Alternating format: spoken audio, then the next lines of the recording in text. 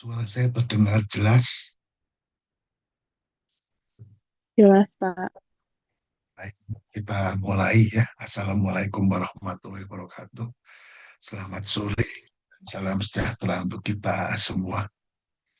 Sesuai jadwal, hari ini kita lanjutkan mengenai rekayasa lingkungan dan topik kita hari ini adalah mengenai erosi dan sedimentasi. Bahannya sudah di LMS dan juga di WA Group. Saya akan share di sini dan juga seperti biasa setelah setelah paparan, jika tidak ada pertanyaan, kemudian ada kuis singkat. Kemudian juga saya ingatkan bahwa ini adalah kuliah yang terakhir sebelum UTS ya, karena minggu depan kita harus melaksanakan UTS sesuai jadwal. Ya. Jadi bahannya hanya sampai dengan di sini ya, yaitu masalah eh, pertama yaitu ekosistem ya, yang kedua daya dukung, daya tampung dan jasa ekosistem ya, dan yang ketiga pencemaran air, keempat pencemaran udara, dan kelima adalah erosi dan sedimentasi yang sekarang kita lakukan. Baiklah, kita bahas mengenai erosi dan sedimentasi. Jadi erosi dan sedimentasi ya, kita bahas nanti mengenai prosesnya ya. Sedimentasi, karena kita teknik sipil ya. Untuk teknik sipil yang penting adalah sedimentasi ya, yang di sungai, danau dan waduk ya. Jadi kalau kita lihat air sungai keruh ya, itu karena sedimen ya. Tapi dari mana sedimen ini ya? Bentar, saya mau buat pointernya ya. Dari mana sedimen ini? Sedimen kelihatan sungai keruh itu dasar awalnya dari erosi lahan ya, dari tanah yang terkikis di lahan ya. Lalu kita nanti lihat kaitannya erosi dan sedimentasi dan bagaimana mengendalikan erosi dan sedimentasi tersebut. Nah, ini ujung awalnya itu adalah tanaman penutup lahan ya. Kalau hutannya bagus ya, maka tidak akan terjadi erosi dan sedimentasi. Jadi kalau das hulunya bagus ya, maka tidak akan terjadi erosi sedimentasi ya, juga tidak akan terjadi banjir dan kekeringan. Jadi perlu kita menjaga kawasan hutan ya, dan untuk itu ada undang-undang tentang penataan ruang bahwa kawasan hutan itu 30% minimal daripada luas das. Dan ini jarang dipenuhi ya pada das sudah sudah sudah berkembang seperti yang di Jawa ya. Jadi tetap harus kita usahakan supaya tidak terjadi banjir, tidak terjadi erosi dan mengurangi sedimentasi. Jadi walaupun hutannya itu bukan menjadi permukiman atau perkotaan, tapi jadi pertanian, tetap meningkatkan erosi dan sedimentasi. Kenapa? Karena pertanian itu, terutama pertanian kentang ya, bertanam kentang seperti yang ada di Bandung Selatan, kentang itu tidak boleh terendam oleh air. Ya, jadi supaya airnya cepat mengalir, maka salurannya menuju ke bawah. Ya.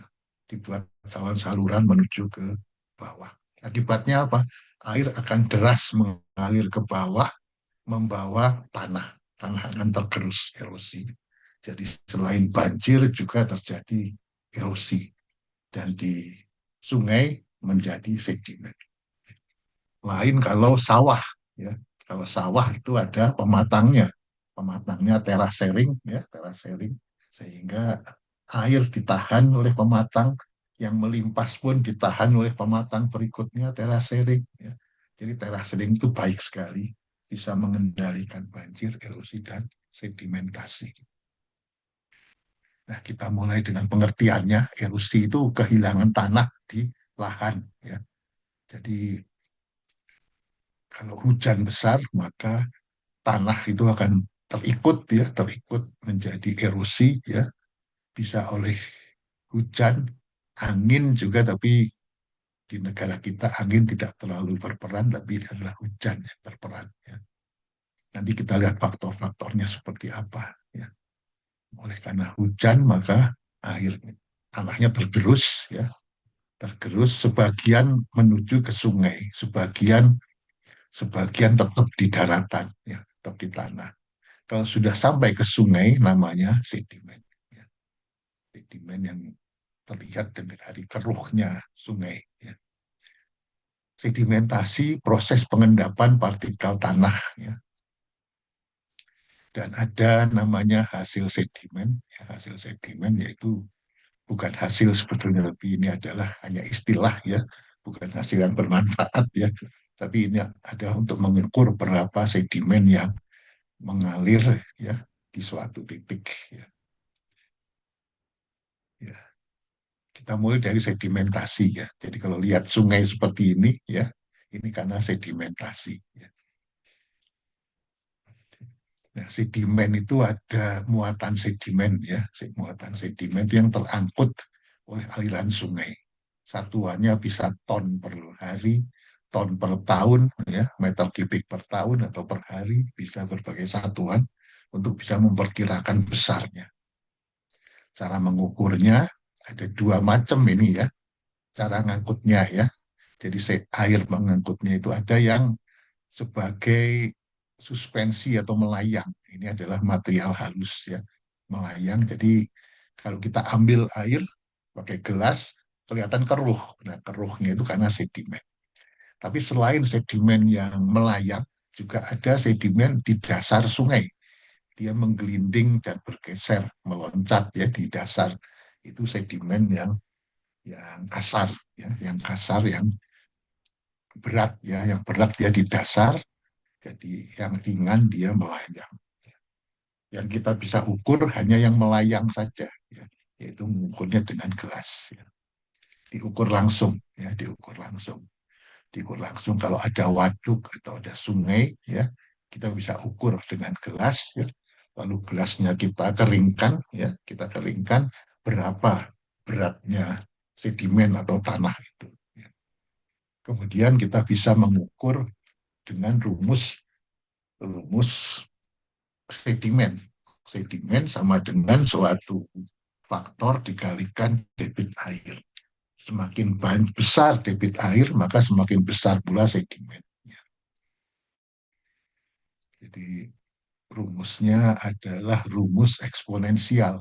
Semakin besar airnya, ya, semakin besar pula sedimennya. Skalanya bukan linear, ya, tapi logaritma, ya, logaritma. Jadi kalau kita punya rumus ini, maka kita tahu debitnya berapa, sedimennya juga berapa.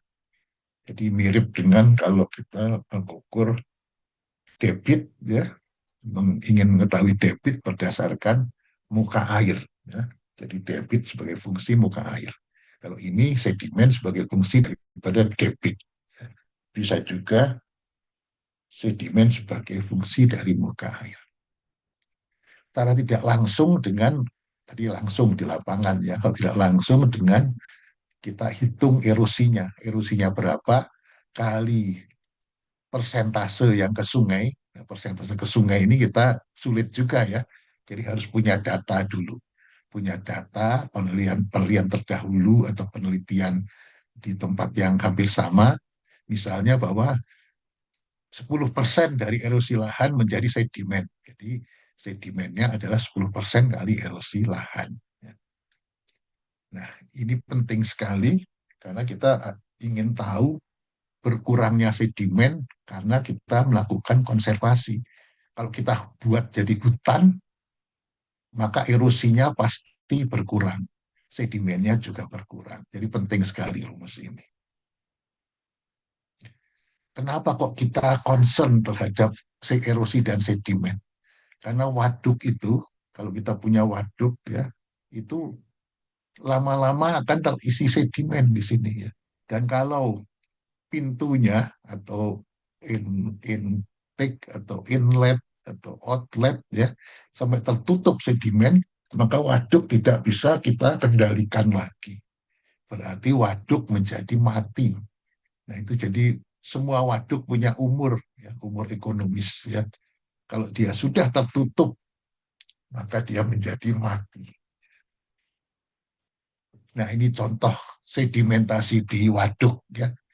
Jadi sedimen itu dari sungai, dari hulu mengalir pelan-pelan. Lama-lama dia akan lama-lama dia akan mendekati pintunya ya. Dan untuk itu perlu digelontor ke bawah dengan bottom outlet digelontor. Tapi kalau digelontor masih nggak bisa juga, maka perlu dikeruk ya, atau upaya lainnya dibuat dikeluarkan airnya lewat pintu ya, sehingga sedimennya keluar juga. Ya. Ini masalah besar sedimen di waduk. Percuma kita bikin waduk yang mahal-mahal ya, tapi kalau banyak sedimennya, maka umurnya menjadi pendek. Nah, ini contoh waduk Wonogiri atau waduk Gajah Mungkur di Wonogiri di selatan kota Solo ya. Itu sedimennya sudah begitu banyak ya sehingga hampir mati dia. Lalu dikeruk, tiap hari dikeruknya ada alat berat mengeruk ya, dikeruk dengan alat berat.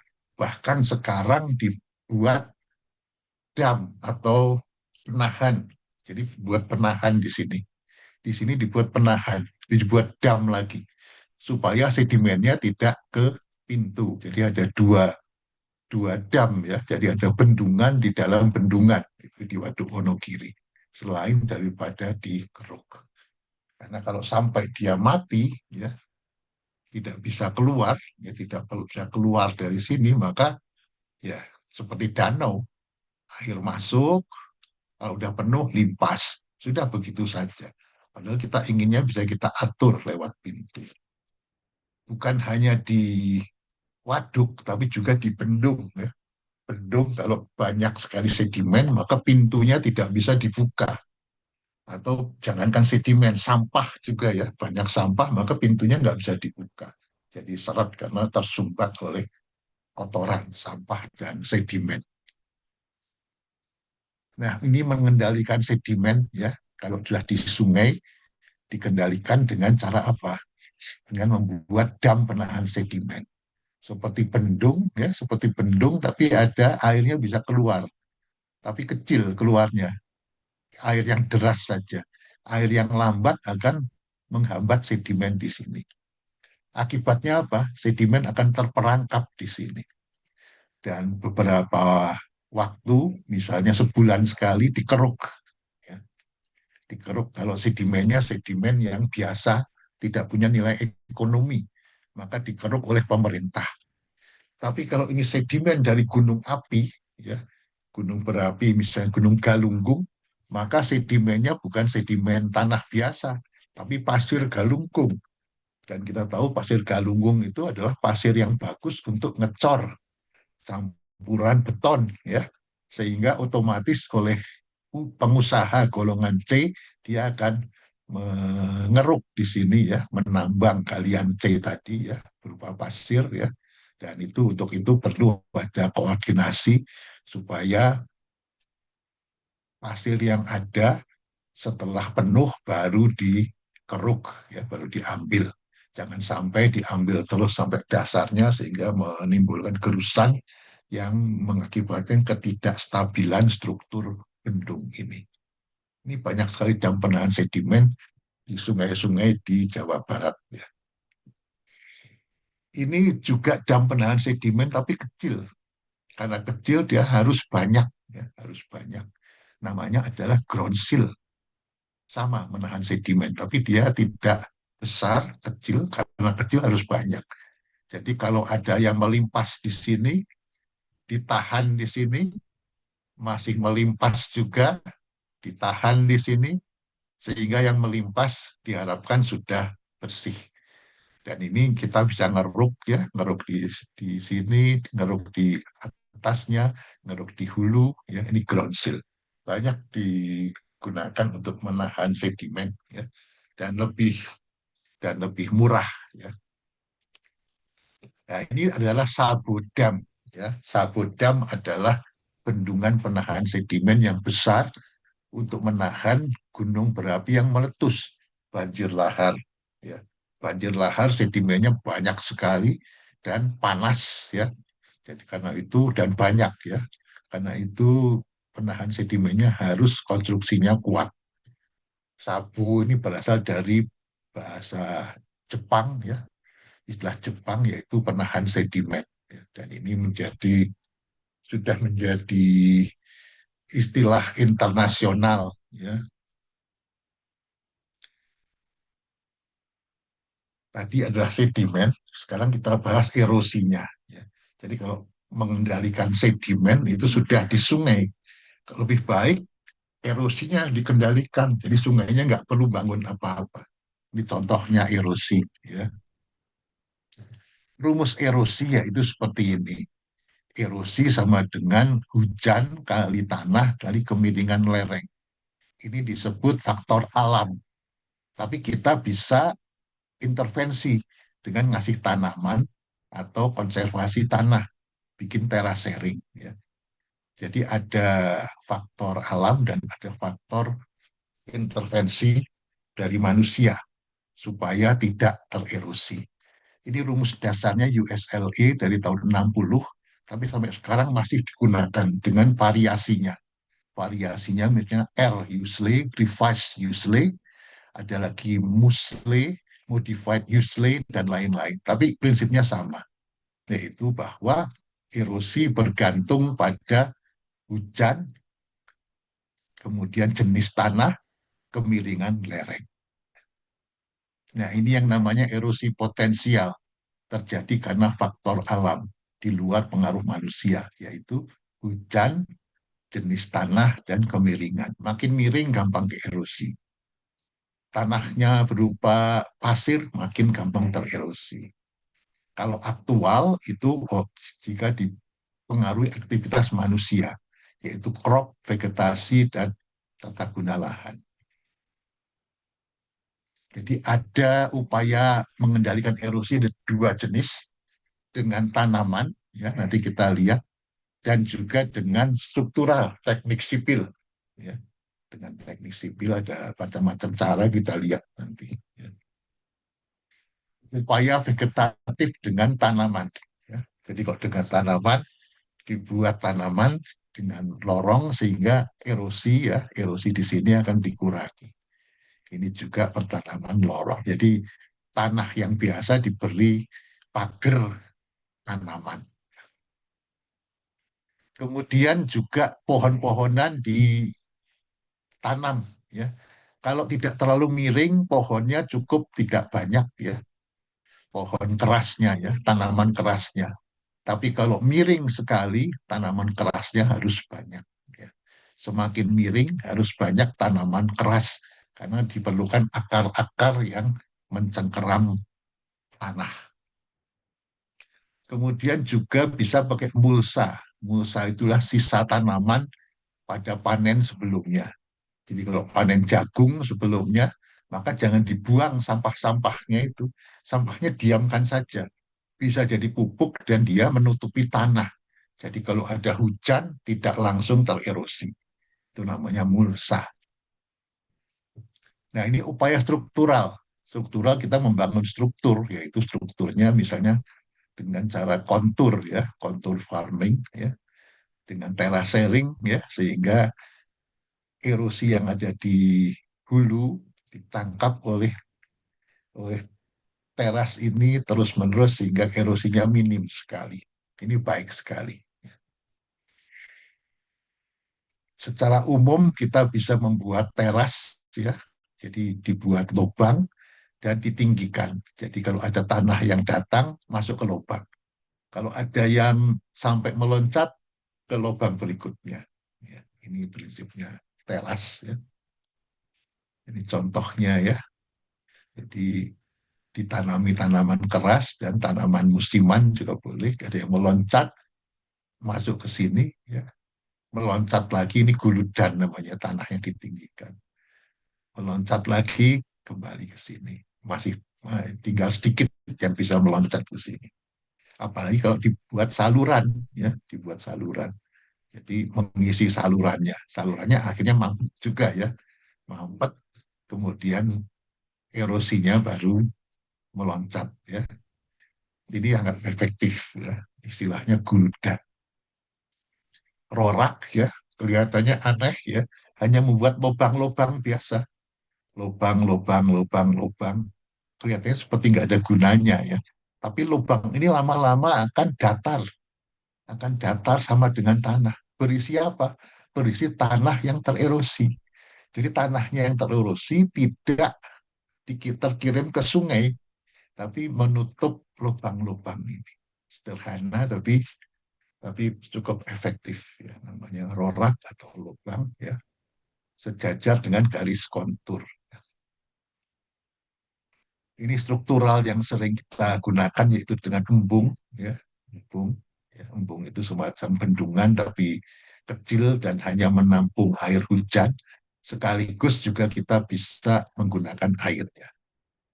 Lalu untuk pertanian dikenal namanya dam parit, ya, semacam embung, semacam waduk, tapi hanya berupa satu parit, ya, untuk mengairi tanaman sekitarnya. Jadi di bendung tapi kecil, ya. Ini juga sedimennya erosinya akan tertampung di sini, ya, sehingga bisa kita bersihkan. Oke, selesai. Jadi kesimpulannya yaitu bahwa hutan itu penting sekali, ya, mengurangi banjir, kekeringan, dan erosi sedimentasi. Erosi itu terjadi di lahan, ya, oleh karena alam, ya, bukan hanya manusia, oleh karena alam. Tapi kalau kalau misalnya yang tadinya ada hutan kemudian nah ini ada manusianya, ya, tadinya ada hutan dibuat menjadi tanaman, ya akan tererosi lebih banyak, ya.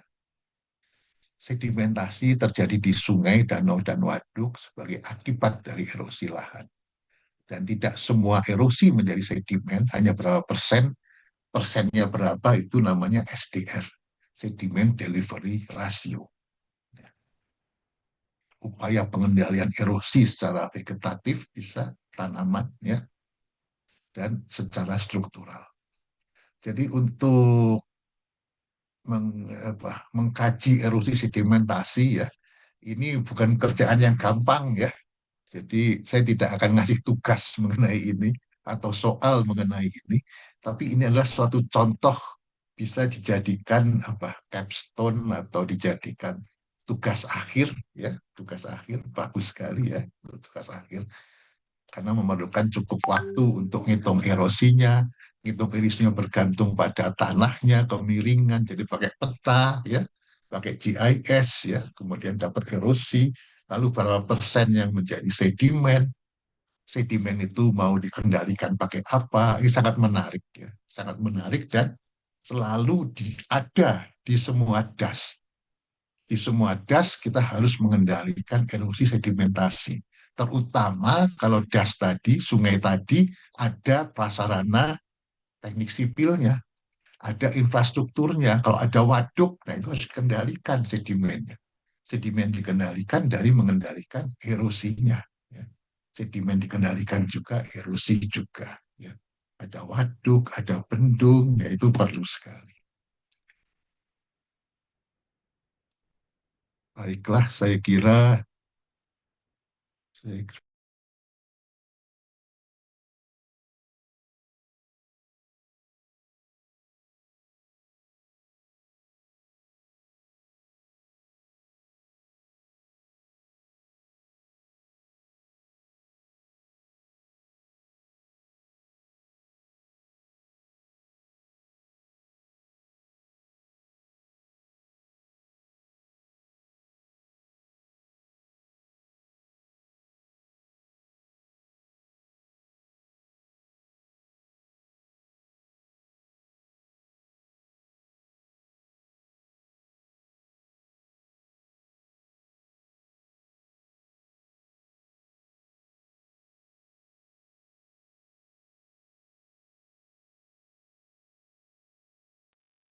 Ya, pertanyaan sebelum kita kuis, silakan kalau ada pertanyaan.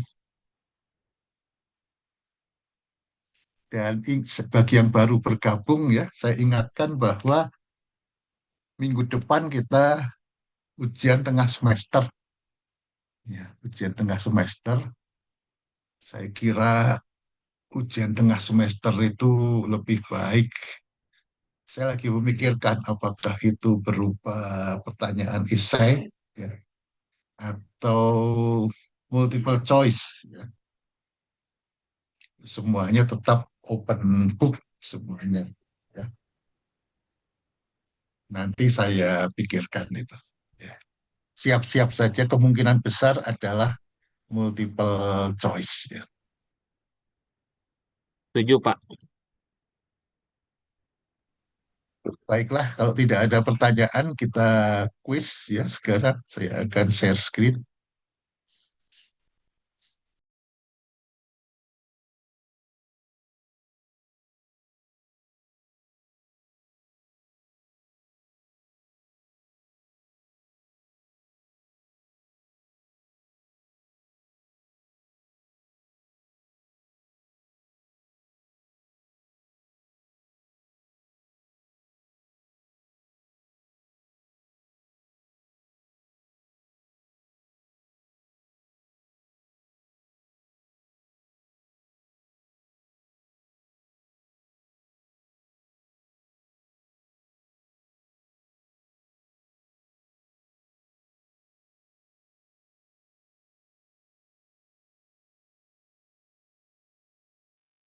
Boleh share link, Pak.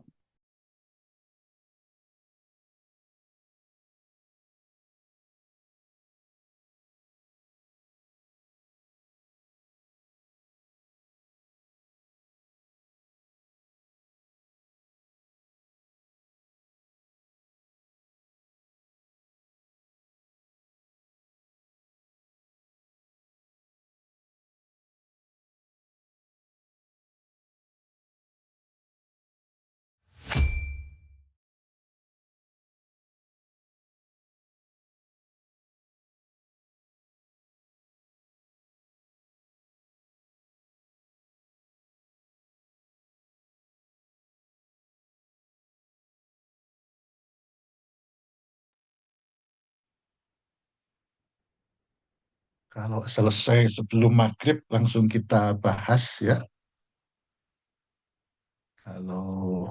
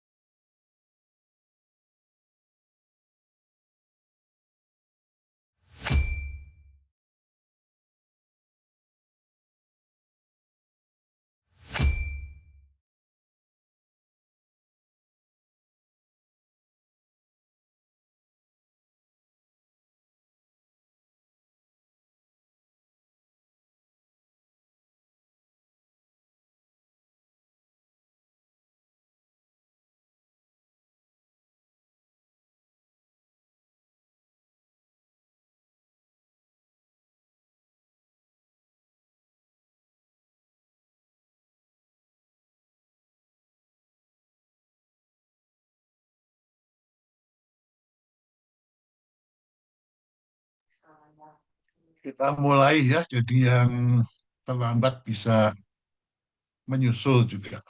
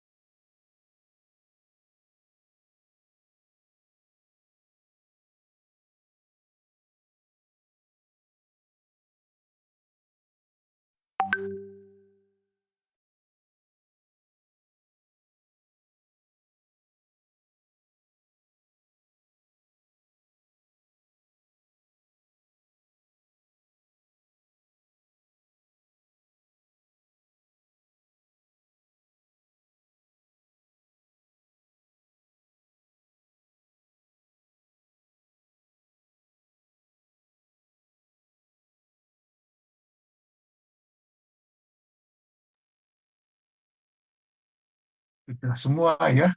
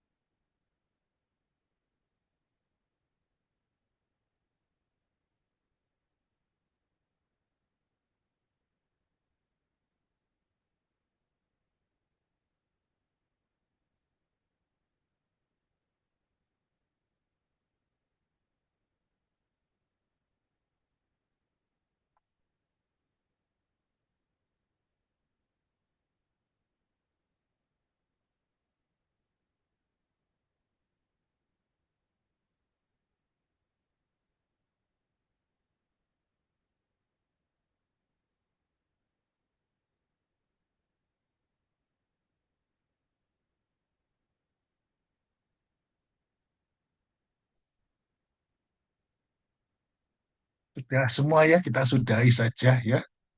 Sudah mau maghrib ya. Banyak sekali yang betul semua ya.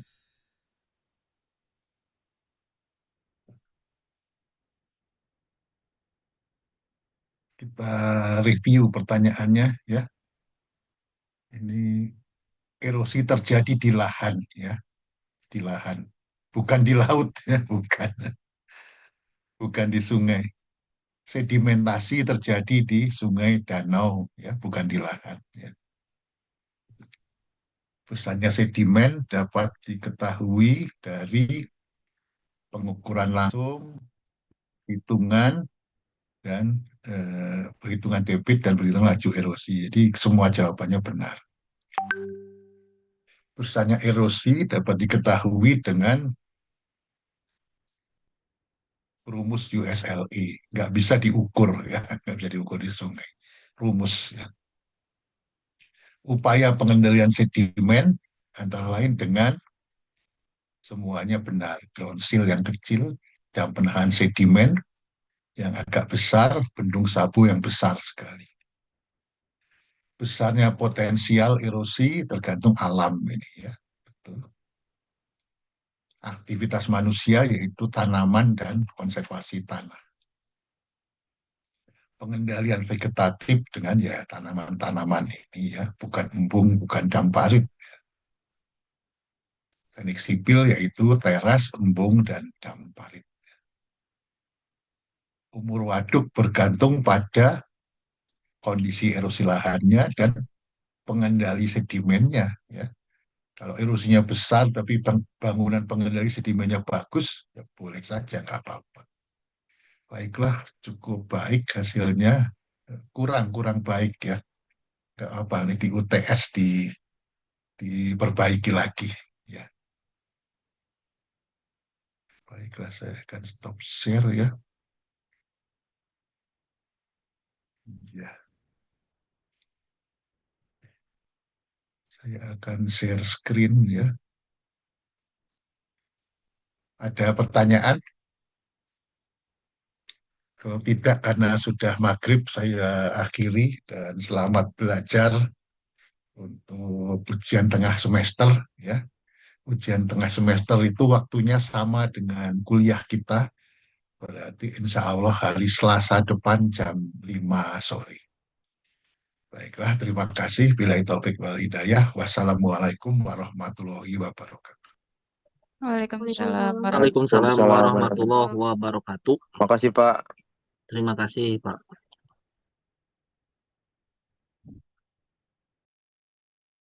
Nggak di absen.